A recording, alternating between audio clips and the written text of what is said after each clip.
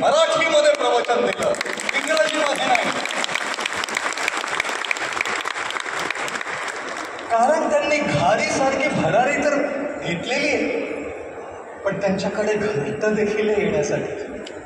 आकाशामध्ये किती उडणार हो, तंत्रज्ञान किती शिकणार हो, किती उडणार की टेक. वारी म्हणजे पुन्हा घरट्यात येणं.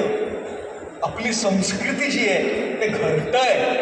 तिथे मी गेलो आणि तुम्हाला माहिती आहे का, तिथली जी अमेरिकन मुलं आहेत ना, जोशींची मुलं, माझं नाव ना श्वेता कुलकर्णी आहे. गुरुजी माझं नाव श्वेता कुलकर्णी आहे. माझं नाव ना मंदार खाळे. मला ना त्यांचा मराठीचा फार अभिमान वाटला. तुम्हाला माहिती आहे का मला म्हणजे मराठीचा एक अभिमान वाटला? कारण ना ते तिथे जाऊन ना ते घाण झाले होते. ते स्टॅनफर्ड, MIT अशा मोठमोठ्या युनिव्हर्सिटीजमध्ये टेक्नॉलॉजी, AI, ChatGPTमध्ये डिग्रीज करत होते. त्यांच्याकडे पंख होती, वर उडण्यासाठी पंख होते. पण ते ना वारी विसरली नव्हते. त्यांच्या मराठीमध्ये अमेरिकन ॲक्सेंट होता, कारण ते अमेरिकेमध्ये त्यांचा जन्म झाला, पण ते मराठीत बोलत होते. त्यांनी मराठी सोडली नाही.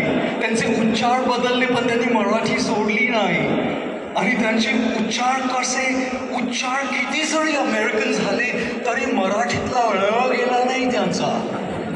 ते म्हणाले, बाबा मला मिसळ खायची आहे. मिसळ? मी म्हटलं वा वा वा, इथे टेक वारी जबरदस्त दिसते. टेकमध्ये पुढे आहेत, पण वारीमध्ये पण पुढे आहेत, कारण ळ सुटला नाही. जर ळ सुटला ना तर मराठी गेली. ळ सुटला ना तर मराठी गेली.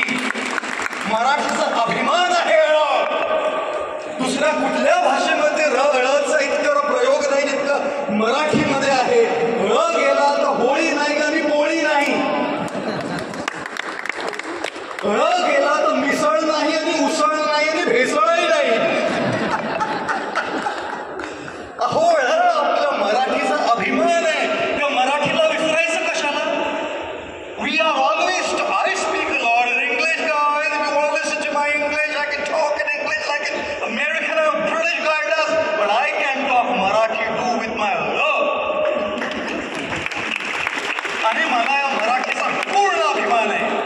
मला या महाराष्ट्रीयन संस्कृतीचा पूर्ण अभिमान आहे. तिथे सगळ्या बायका नऊवारी साडी नेसून, नथ घालून, कुंकू लावून आल्या आणि मला thank you guruji, your Marathi lecture was really very nice. मी म्हणलं, अगं मराठीत बोल